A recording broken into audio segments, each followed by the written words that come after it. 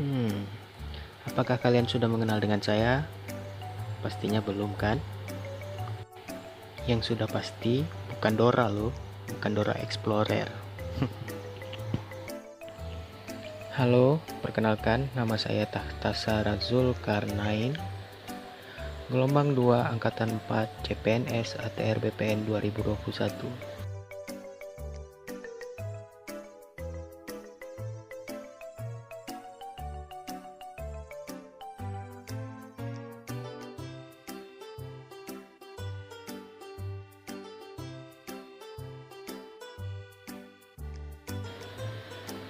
Kali ini saya ingin membahas tentang apa itu analisis isu kontemporer.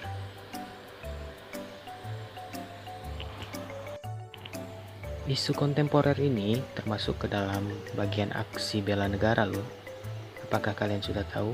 Kalau belum tahu, yuk kita bahas.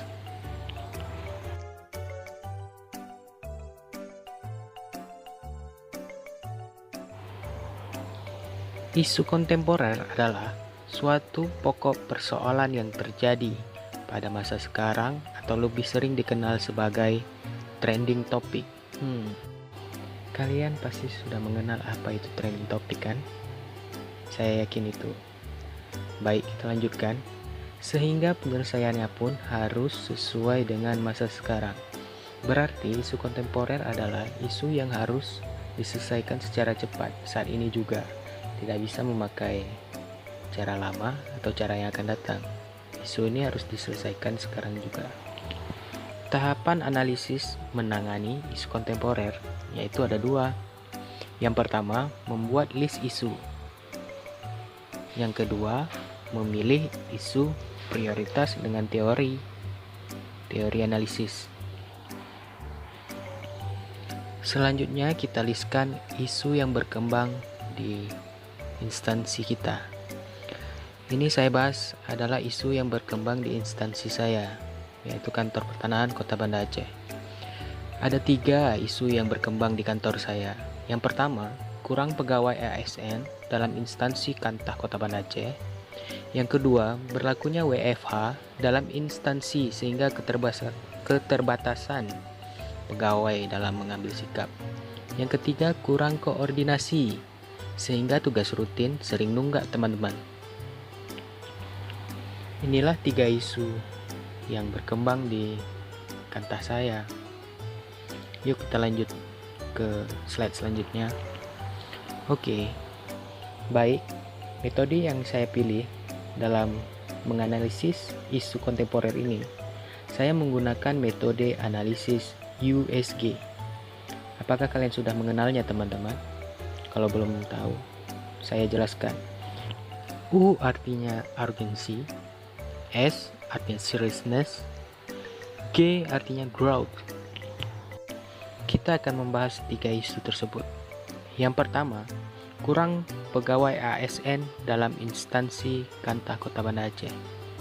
Yang kedua, berlakunya WFH dalam instansi sehingga keterbatasan pegawai dalam mengambil sikap.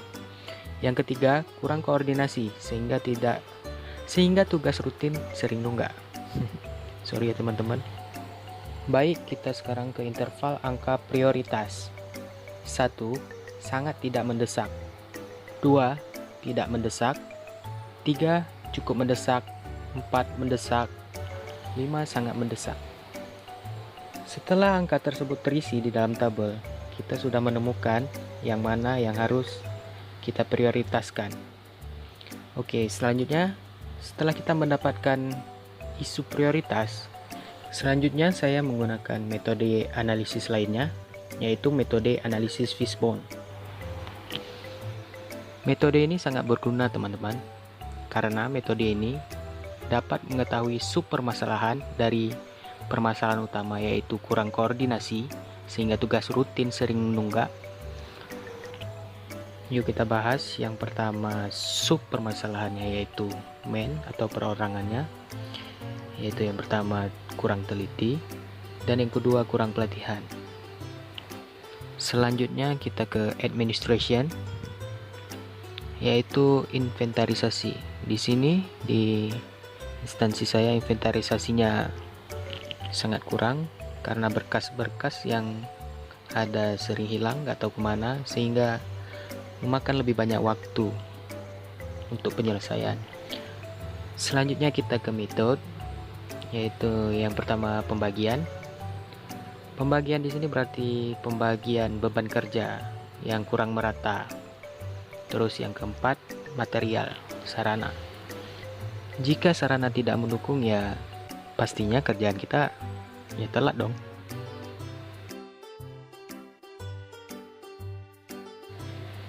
Baik, sekarang kita membahas rekomendasi penyelesaian isu. Isu prioritasnya kurang koordinasi sehingga tugas rutin sering nunggak. Sub permasalahannya, yang pertama, pegawai yang tidak teliti dan kurang pelatihan. Penyelesaiannya bagaimana? Meningkatkan kualitas koreksi dan segera mengadakan pelatihan internal agar mendapatkan hasil peningkatan kualitas ASN sehingga setiap pekerjaan menjadi lebih efisien. Yang kedua, pembagian beban kerja yang tidak adil. Bagaimana penyelesaiannya ya teman-teman? Yaitu menyamaratakan setiap tugas yang diberikan. Ini sering terjadi ya teman-teman. Oke, kenapa kita menyamaratakan setiap tugas yang diberikan? Agar memaksimalkan penyerapan tenaga ASN pastinya.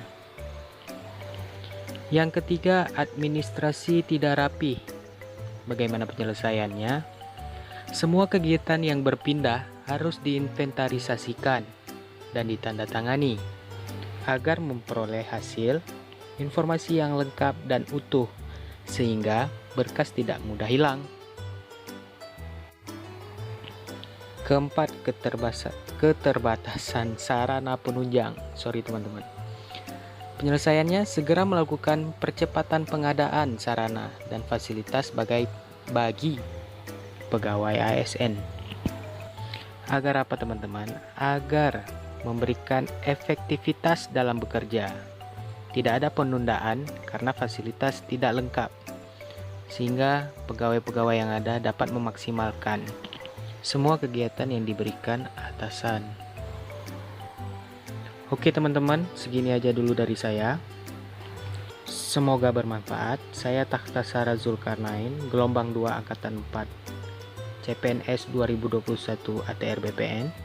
Assalamualaikum warahmatullahi wabarakatuh.